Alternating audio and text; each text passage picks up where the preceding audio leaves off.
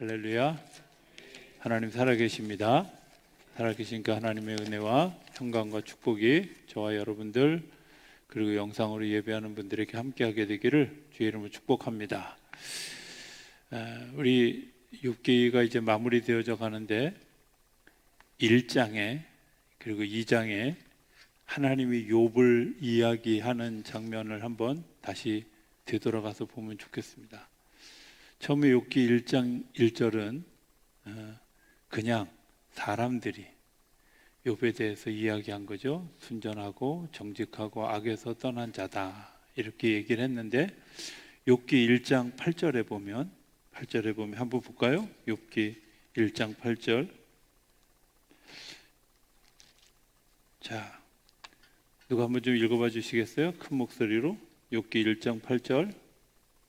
네, 당연히 제가 읽을 줄 알고 안 찾고 있는 사람들이, 제가 절대 그런 걸 또 용납을 안 해서 1장 8절 누가 좀 큰 목소리 읽어봐 주시겠어요?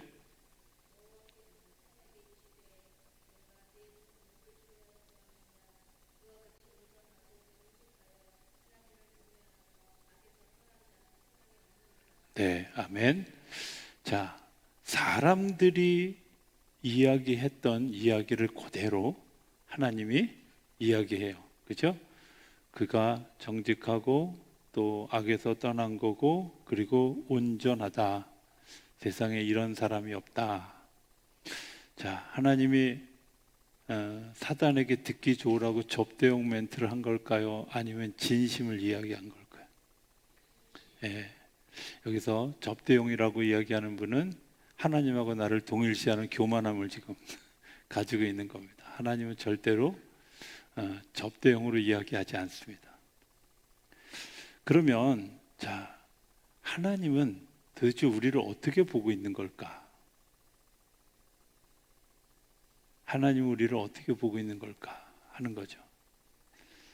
욥에게 이런 그 고난을 겪게 하는 그런 그 모든 과정에 숨겨져 있는 하나님의 진실이 뭔가 하는 것을 우리가 한번 좀 깊이 보아야 된다고 생각해요.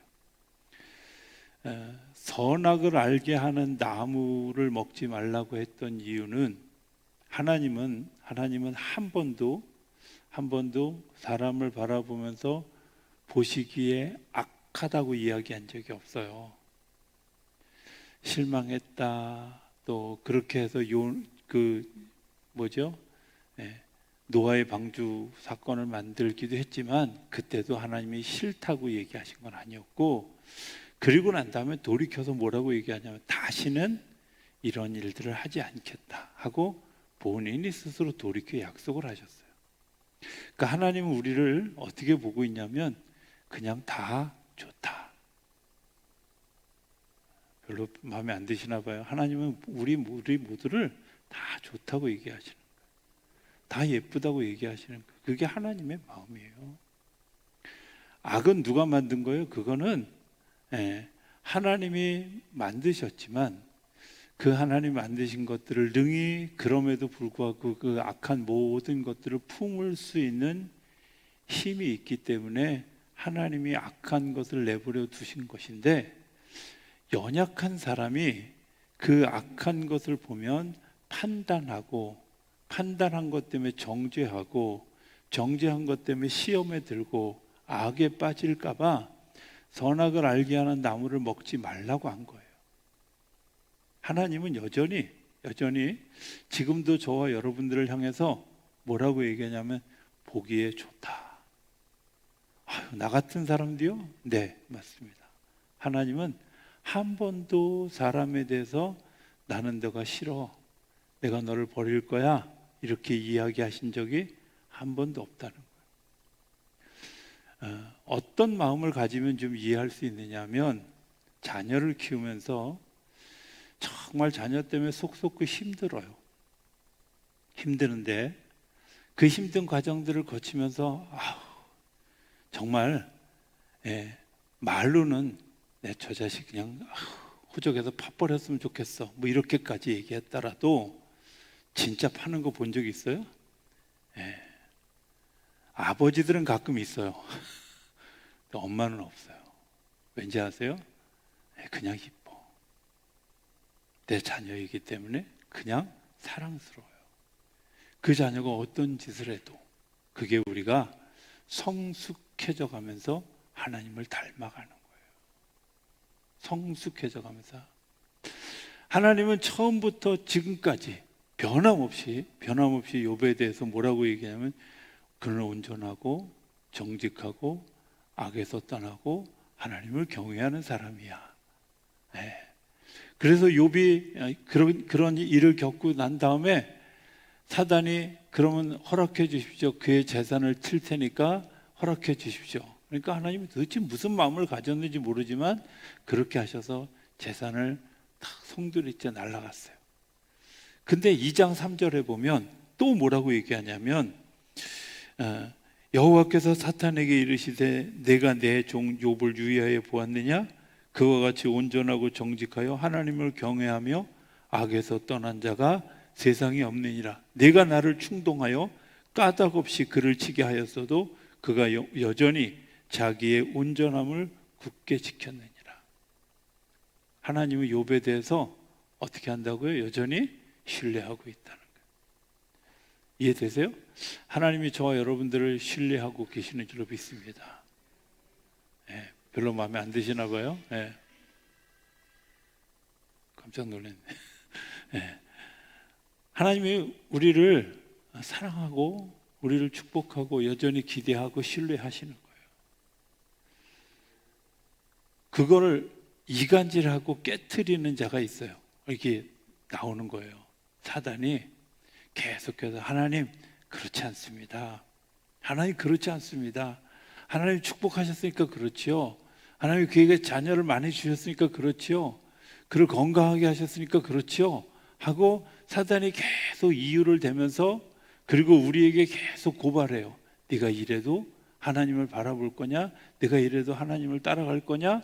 하고 계속해서 사단은 참소하고 거짓말로 우리를 흔들고 하는데 여전히 하나님은 우리를 뭐 한다고요? 신뢰하고 계시다고, 사랑하고 계시다고. 이렇게 얘기해도 내일쯤 가서 하나님 여러분들을 사랑하시나요? 그러면 반도 아멘 안 해. 성경에 나와 있는 거 제가 얘기하는 거잖아요. 하나님이 날 사랑하셔요. 사랑하시기 때문에 아들 예수를 보내신 거 누구를 위해서? 날 위해서.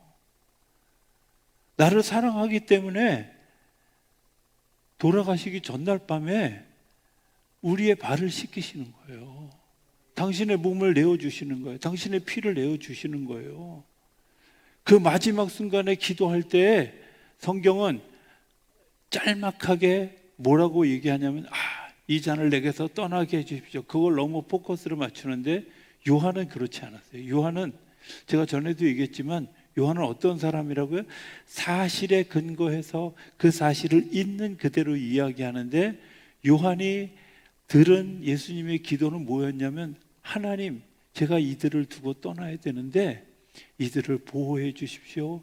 이들이 하나 되게 해 주십시오. 세상의 유혹에서 시험에서 넘어가지 않게 해 주십시오. 여전히 하나님의 사랑하는 자녀들입니다.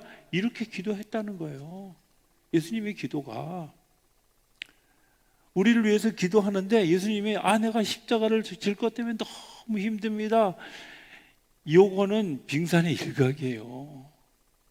예수님의 기도가 그런 기도가 아니었다는 사실을 요한이 증명하고 있잖아요. 그런데 사람들이 자꾸 뭐만 내 뜻대로 마옵시고 그건 자기들이 하고 싶은 얘기지. 그렇잖아요. 꼭 내 뜻대로 마옵시고 아버지의 뜻대로 하시옵소서는 조그맣게 얘기하잖아. 그건 다 내 뜻대로 하잖아. 하나님은 그럼에도 불구하고 우리를 어떻게 하신다고요? 사랑하신다고. 왜 사랑하실까요? 어느 초등학교 3학년 시험 문제 그런 거 났죠? 엄마 아빠가 왜 너를 사랑하는지 아느냐 했더니 답을 썼어요. 그러게 말이에요. 그러게 말이에요. 왜 나를 사랑하실까? 하나님 여러분들을 왜 사랑하실까요? 그러게 말이에요. 그죠? 하나님이 나를 사랑하시네. 도대체 나 같은 도대체 나 같은 사람을 어째 사랑하신대요 하고 물었잖아요. 자, 그런 포커스를 기준으로 하고 오늘 본문을 다시 사한 염소가 새끼치는 때를 내가 아느냐, 이거 알아요? 이때는 진짜 몰랐을 때고, 또 암사슴이 새끼 낳는 것을 내가 본 적이 있느냐? 본 적이 있다고 얘기하면 여러분들은 굉장히 시대를 앞서간 분들입니다. 암사슴은 새끼 낳는 것을 남에게 공개하지 않는데요. 새끼 낳는 것을, 이때만 해도 2절에 나오는 몇 달 만에 만삭되는지 몰랐어요. 자, 하나님이 이런 질문을 할 때 우리는 뭐라고 대답할까요? 네, 알 수 있어요, 알아요, 이렇게 대답하면 여러분들은 목에 기부 싼 분들입니다. 교만한 분들이죠. 하나님이 우리에게 질문할 때 욥은 한마디도 대답하지 않았어요. 아니, 대답할 수가 없었어요. 하나님이 물으시는 질문이 너무 큰 거야. 하나님이 물으시는 질문이 내가 상상을 초월하는 질문들을 하신 거예요.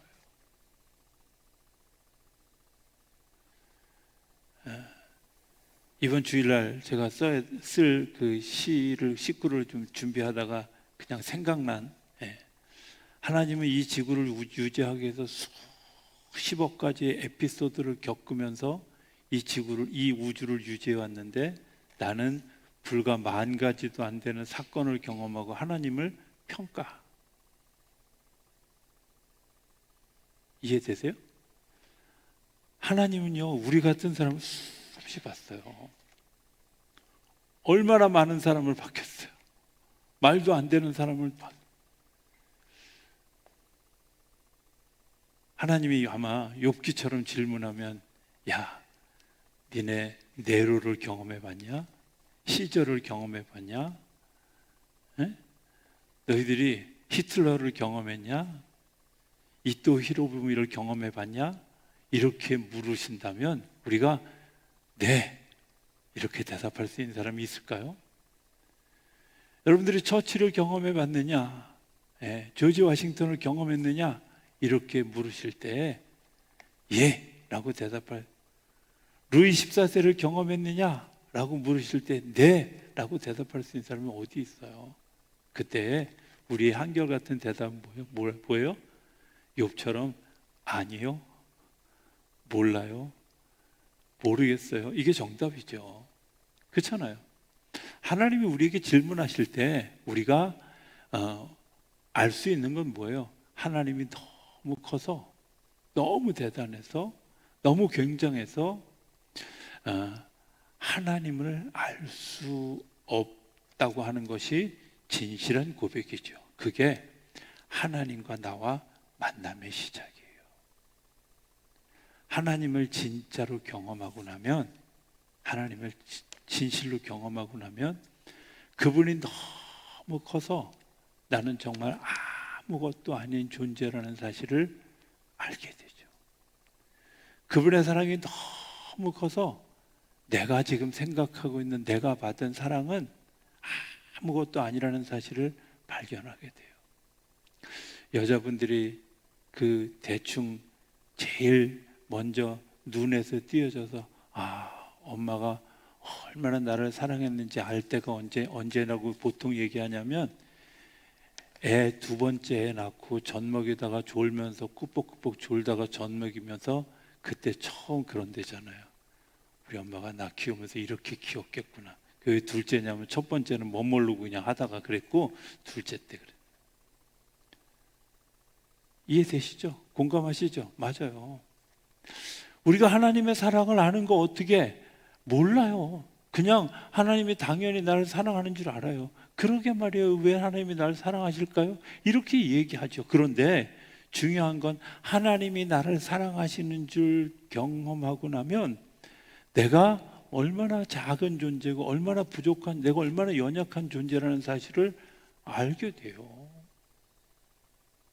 그리고 하나님이 얼마나 나를 기대하고 신뢰하는지 알게 돼요. 그걸 우리가 하나님과 나와 인격적으로 만났다고 얘기하는 거예요. 하나님 인격적으로 만나고 나면 어떤 일들이 일어나냐면 하나님은 정말 대단한 분이다. 하나님 정말 대단한 분이다 하는 생각을 하게 돼요. 영광이라고 하는 단어, 히브리어의 원래 영광이라고 하는 단어를 독사라고 합니다. 예, 우리 여러분들이 아는 그 독사가 아니라 제가 발음을 길게 한 이유는 원래 히브리어 발음이 그렇습니다. 독사입니다. 그 독사라는 말이 뭐냐면 무게에 눌리다 이런 뜻이에요. 하나님의 영광이 나타나면 그 무게가 너무 커서 내가 감당할 수 없는 거예요. 그러니까 사람이 영광을 받으려면 사람의 무게는 깃털보다도 가벼운데 내가 영광을 받겠다고 얼마나 어리석은 짓이에요. 내가 좀 뛰어나고 싶다고, 내가 좀 대단한 존재인 것처럼 여겨지고 싶다고 얼마나 어리석은 일이야. 하나님의 비교해 보면, 하나님 안에 들어가 보면 난 정말 아무것도 아닌 존재라는 사실을 알게 되죠. 그래서 우리가 뭐예요? 저는 모릅니다 라고 대답하는 거예요. 두 번째 대답하는 대답은 뭐예요? 저는 못합니다 하는 거예요. 네? 하나님 저는 못합니다. 이게 진실한 대답이에요. 여기 이런 거 이게 뒤에 보면 이렇게 얘기합니다. 들소를 메어 이랑을 갈게 할 수도 썰애를 끌게 할 수도 없다는 거예요. 우리가 지금은 다 하는 것 같지만 사실은 그런 일을 하는데도 안 되는 게 있어요. 그게 뭐예요? 내가 소를 마음대로 할 수 있는 게 아니잖아. 말을 마음대로 할 수 있는 게 아니잖아요. 우리가 소를 마음대로 할 수 있다고 생각하죠. 아니요, 그렇지 않아요.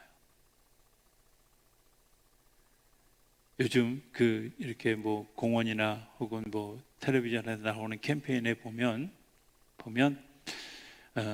개 키우는 분들에게 요청하는 게 있죠. 꼭 줄 매세요.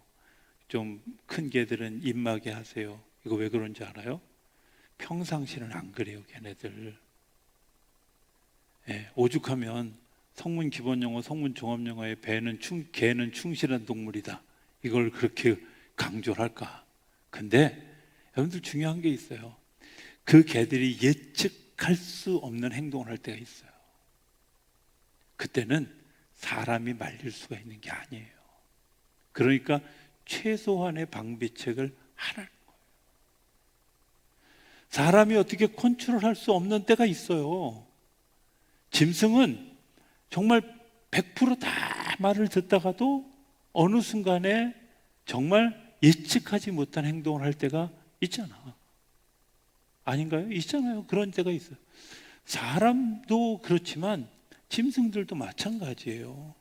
우리가 늘 해왔던 일인 것 같은데 사실은 그것에 대해서 우리는 100% 그렇지 못합니다 하고 인정하는 게 하나님과 나 사이의 중요한 테마죠. 또 하나, 주님 저는 무지합니다. 제가 무식합니다. 잘 모릅니다.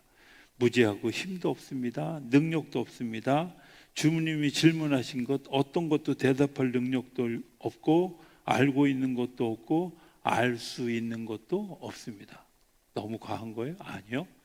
주님이 얘기하시는 것들을 이렇게 생각해 보면 아는 게 너무 없죠. 아는 게 너무 없잖아요. 근데 우리가 다 아는 거죠. 네이버는 다 안다? 그럴까요? 제가 지난 주간에 지지난 주일날, 이번 주 말고 고전 주일날 갑자기 설교를 하는데 살짝 어지러웠어요. 그래서 남몰래 네이버에다가 어지러움 때 나타나는 증상 이렇게 물었더니 네이버가 대답을 17가지 하더라고. 그래서 야, 국산이라 좀 복잡하게 하나 보다 구글에 물어봤더니 30 몇 가지. 여기서 파생된 게 그래서 그냥 견뎌가자. 예? 또 증상이 나타나면 그때 가서 보자. 이렇게 하고 그냥 넘어가. 의사 선생님이 하는 얘기가 있어요. 머리가 아플 때 나타나는 현상이 몇 가지인 줄 아세요? 하고 저한테 물은 적이 있어요. 되게 제가 머리가 아프다고 하니까 그래서 의사님한테 글쎄요 그랬더니요, 심지어 배가 아파도 머리가 같이 아프다는 거예요. 머리가 모두 연결되어 있어서 의학적으로 증명되지 않은 것까지 포함하면 10,000가지가 넘는데요. 근데 우리가 알 수 있어요? 네이버는 알고 있다? 아니요. 하나님을 인격적으로 만나고 나면 할 수 있는 게, 저는요 아는 게 없어요. 무지해요. 이게 정답이에요. 가장 중요한 것, 하나님은 과거와 미래와 현재를 종합해서 한꺼번에 봐요. 근데 사람은 그냥 현재만 봐. 좀 튀었다는 사람은 과거와 현재까지만 봐. 내일 일을 알 수 있을까요? 없어요. 내일 일은 알 수 없는 건 하나님밖에 없는 거예요. 근데 저는 내일 일을 알 수 없는데도 불구하고 사람들이 오늘 되어진 일을 가지고 실망하는 거 보면 참 안타까워요. 여러분들이 내일 어떻게 될지 어떻게 알아요? 내일 어떤 일이 일어날지 어떻게 알아요? 그런데 우리가 뭐부터 해요? 실망부터 해요. 내일 내가 어떤 일이 일어날지 아무도 모르는데 우리가 뭐부터 해요? 자랑부터 해요. 잘하는 일일까요? 그때 우리가 겸손해지는 거죠. 하나님 앞에서, 하나님, 제가 아무것도 알 수 없습니다. 내가 아무것도 알지 못합니다. 이런 거잖아요. 제가 전에 그런 얘기 했죠. 제가 분명히 임종 예배 드리고 났는데 그 이후도 그분이 30년 더 살으셨다고. 전 진짜 그분 돌아가시는 줄 알았고 모든 사람들이 그 임종 예배에 동의했어요. 근데 하나님만 동의 안 한 거지. 그리고 살려내신 거죠. 오늘 내가 죽었다고 판단하지만 아니요. 하나님이 그를 붙드시면 살아있는 거예요. 예수님의 12제자가 다, 11명의 제자가 다 순교하고 죽었는데 요한만 그 당시에 평균 연령 60세, 70세를 넘어서 90이, 100세가 다 되도록 살았어요. 그러면서 미래에 되어질 일들을 보고 요한계시록을 썼어요. 그가 살았던 세상에 태평세월을 사는 게 아니라 예수 믿는 사람들을 죽이고 예수 믿는 사람 불태우고 십자가에 거꾸로 매달고 하는 일들이 비일비재하게 일어났던 그 자리에 요한은 숨어지는 게 아니라 당당하게 지냈는데, 심지어 죽여야 될 상황에도 밤모섬으로 귀양을 보내가지고 요한계시록을 쓰게 했잖아요. 하나님의 일은 모르는 거예요. 미리 실망할 일도 미리 넘어질 일도 아니라는 거예요. 하나님이 하시는 일이 너무 놀랍지 않습니까? 저는 가끔 그런 생각을 하게 돼요. 하나님이 우리의 미래, 나의 미래에 대해서 어떻게 보장해 주실까? 어떻게 해 주실까? 하는 것. 근데 옛날에는 그런 생각 많이 하다가 이제는 그렇게 생각하지 않아요. 왜? 하나님이 하나님의 방법대로 사용하실 때 내가 오늘 순종하는 일이 너무 중요하다는 거죠. 그분의 크심을 알고 그분의 대단하심을 알고 내가 자그마한 일에 위축되어질 일도 없어요. 내가 과거에 그랬기 때문에 오늘 내일도 그럴 것이다. 아니요, 그렇지 않아요. 하나님은 우리를 끊임없이 신뢰하시면서 이야기하셔. 내가 너 신뢰해. 어제는 넘어졌을지라도 네가 일어날 수 있어. 어제는 네가 실패했을지라도 오늘은 성공할 수 있어. 그게 하나님이 우리에게 기대하시는 바예요. 하나님이 그런 그 크심을 알고 나면 우리가 할 수 있는 게 뭐예요? 나는 정말 힘이 없습니다. 무지합니다. 어리석습니다. 주님 가르쳐 주십시오 하는 거잖아요. 주님 도와주세요 하는 거죠. 또 주님 저는 무지하고 비천합니다. 지금까지 친구들은 집요하게 제가 악인이었음을 공격했습니다. 그런데 그 사람들이 내 도덕성에 흠집을 내려고, 그리고 내가 악인이었음을 인정하고 손을 들 때까지 집요하게 물고 늘어져서, 그래서 내가 굉장히 무지하고 비천한 것처럼 알았는데 하나님을 경험하고 나니까 내가 무지하고 비천하긴 한데 그게 내가 분노할 만한 일이 아니라 하나님 앞에서 작은 자라는 사실을 발견하게 된 거죠. 내가 동등한 입장에서 보니까 내가 너희들보다 더 악인이야, 너희들보다 더 선한 사람이야, 이렇게 생각하지만 하나님은, 제가 첫 번에 얘기했죠, 하나님 우리를 어떻게 생각하신다고요? 욥이라고 생각하지 말고 1장 1절을 이렇게 생각하면 돼요. 하나님이 한국 땅에 만만한 사람이 누가 있나요? 우리 그냥 제 이름으로 할게요. 만만한 사람이 없어요. 이런 얘기를 시험 들면, 인천 땅에 성령이라는 사람이 살고 있는데 쟤는 순전하고 정직하고 악에서 떠난 자고 하나님을 경외하는 자야. 굉장히 기분 나쁜 표정들로 지금 저를 쳐다보는데 하나님이 그렇게 보신다는 거예요. 저만 그런 게 아니라 여러분들 한 분 한 분을 다 그렇게 보신다는 거예요. 제가 이 얘기를 한 사람 지목하지 않은 이유는 들어가면서 그렇게 얘기할 거야. 목사님이 제가 얼른 송기환 권사님 얼굴이 떠올랐는데, 요즘 송기환 권사님이 아프시더니 송 권사님만 이뻐해, 이럴까 봐 내가 얼른 내가 한다고 그랬어요. 하나님이 나만 이뻐하는 게 아니라 모두를 이뻐하시는데 똑같이 이뻐하시는, 똑같이 인정하시는 거예요. 자긍심을 가지세요. 하나님은 여러분들을 향해서, 저 여러분들을 향해서 온전하고 정직하고 악에서 떠나서 하나님을 경외하는 자라고 이야기하십니다. 생각하십니다. 그리고 우리를 그렇게 믿으십니다. 그게 우리의 모습이에요. 근데요, 넘어졌는데요, 욥이 생일도 저주하고 그랬는데요. 그럴 수 있죠. 뭐 여러분들은 넘어져 본 적 없어요? 다 그럴 수 있어요. 그럴 수 있는데, 인간의 기본적인 뿌리에는 뭐가 있다고요? 하나님의 신뢰에는 뭐가 있다고? 내가 너를 만들어서, 내가 너 자녀이기 때문에 내가 너를 아는데 너 그런 존재 아니야. 너는 스스로 그런 존재라고 생각하는데 넌 그런 존재 아니야. 내가 뒷받침하고 있어. 걱정하지 마, 염려하지 마, 이야기하는 거예요. 우리가 그걸 느낄 수 있는 건 뭐예요? 어떻게? 하나님, 네, 맞습니다. 자, 그런데 이것을 인정하는 데 있어서 진짜 중요한 일이 있어요. 그게 뭐냐면 자기 고백이에요. 하나님, 그런데 제가 비천해요, 제가 무지해요, 어리석어요, 하나님 앞에 약한 자예요, 연약한 자예요. 그리고 해야 될 두 번째 단계가 있는데, 도와주세요. 도와주세요. 하나님은 내가 1%의 능력만 있어도 나머지 99%를 채워서 100을 만들어 주시는 분입니다. 안 믿어지시죠? 100을 만들어 주시죠. 닉 부이치치라는 사람 아시나요? 갑자기 왜 영어를 써? 이렇게 얘기하면 곤란합니다. 닉 부이치치라는 사람은 팔다리가 없는 사람이에요. 몸뚱만. 이 사람이 책상 위에 올라가서, 이 사람의 강연의 첫 번째 테마가 뭐냐면 이 책상 위에 누워서 일어나는데 20분 30분 걸려요.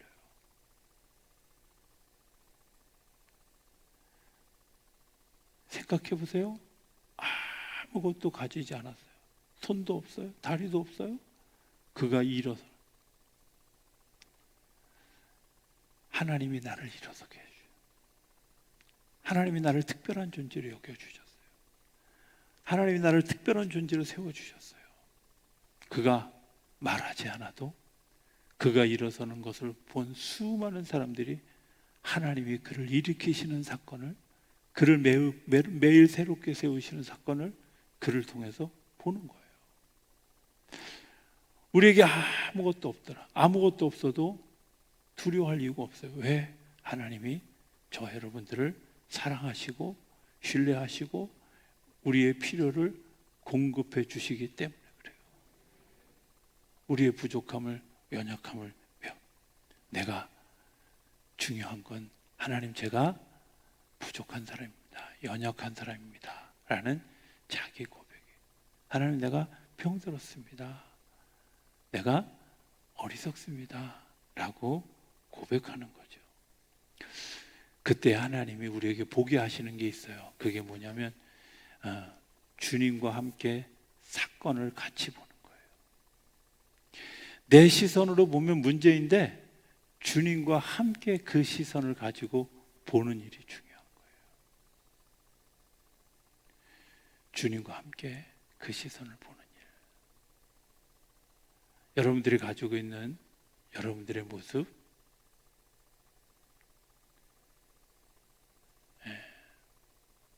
아주 오래전에 이런 일이 있었어요. 제가 이렇게 생각해 보면 아마 그 사진 하나가 저를 되게 속상하게 했던, 그리고 굉장히 기분 나쁘게 했던 사진이었다고 생각이 되어져요. 그게 무슨 사진이냐면 국민학교 졸업식 사진이에요.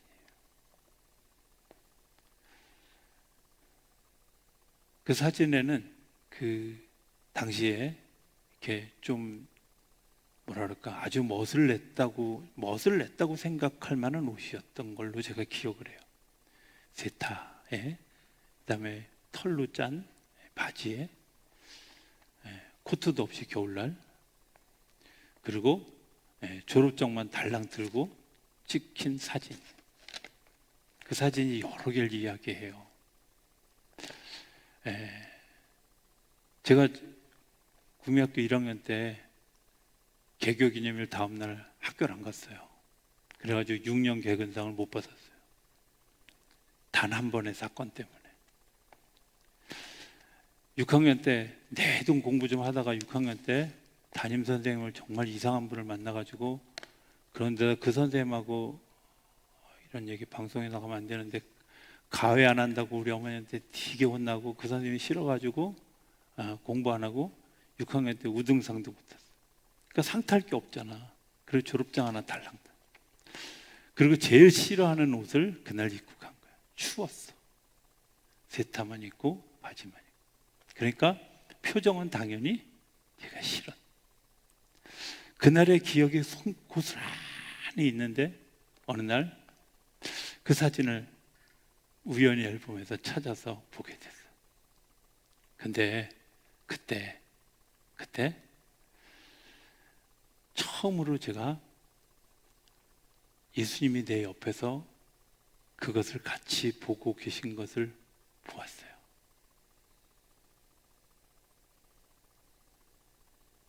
처음으로 느꼈던 질문은 뭐였냐면, 너 왜 그렇게 울상이야? 하는 거예요. 울상이야. 근데 제 마음속에 첫 번째 불만은 뭐였냐면 이런 거예요. 왜 내가 입고 싶은 옷을 입히지 않았어? 였어요. 내가 실패에 대해서 막 책망하고, 그리고 막 야유하고, 그러던 그 어머니의 모습들이 그대로 그 사진 속에 다 담겨져요. 근데 예수님이 저에게 들려주신 이야기는 졸업식 노래의 첫 구절에서 빛나는 졸업장을 타신, 너 그 먼 거리, 용산에서 삼각지, 서부이천동에서 삼각지, 동부이천동에서 삼각지, 꽤 먼 거리입니다. 초등학생들이 다니기 거리, 정말 힘든 거리에 거기를 다니고, 학교 다니는 내내 태권도 하고 스케이트 타고 뭐 이런 운동 다 해가면서 너 애쓰고 수고해서 너 이 자리에 섰잖아 였어요. 네가 가진 게 더 많아. 네가 손에 든 것보다 네가 가진 게 더 많아. 근데 생각해 보니까 정말 6년 내내 되어졌던 그 수많은 시간들이 차르르 흘러가는데, 내가 손에 쥔 것보다 내가 더 많은 것을 가졌다는 사실을, 더 많은 것을 가지도록 하나님이 도우셨다는 사실을 알게 된 거예요. 그게 결혼해서 셋 낳고 난 다음에 제가 하나님과 다시 그 현장에 돌아가서 거기서 섰을 때 제가 깨달았던 거예요. 그리고 처음으로 어머니를 이해하는 쪽으로 방향을 바꿨어요. 적어도 어머니는 그날 나에게 책망의 의미로 그 옷을 입히려고 하지 않았어. 그냥 졸업식에 좋은 사진을 찍고 싶어하는 마음이 아마 있었을 거예요. 당신이 생각하는 최고의 옷이라고. 그때까지는 안 좋은 옷이었을지라도 그때 어머니 눈에는 최선의 옷이었다고 생각을 처음 하게 된 거예요. 이런 얘기를 굳이 하는 이유는 이런 거예요. 내가 어떤 상황, 어떤 상처를 받았던 주님과 함께 그것을 보면 그게 내가 겉으로 보여지는 것보다 내가 그때 느꼈던 것보다 더 크고 놀라운 계획이 하나님이 그 안에 계시다는 거예요. 욥이 지금 재산도 다 날아가고 자녀들도 다 죽고 부인도 도망가고 자기도 병들었는데 하나님 나 아무것도 없어요. 친구들까지 나를 괴롭혀. 너무 힘들어요. 그런데 주님과 함께 그 사건을 보는 거예요. 주님과 함께 그 처참하게 무너진 삶의 현장, 자녀들의 죽은 현장, 도망간 부인, 그리고 친구들의 막 정말 야유와 그런 비난, 이런 것들을 누구랑 같이 본다고요? 그 큰 하나님과 내가 딱 같이 보니까 욥이 생각이 달라진 거예요. 마음이 달라진 거예요.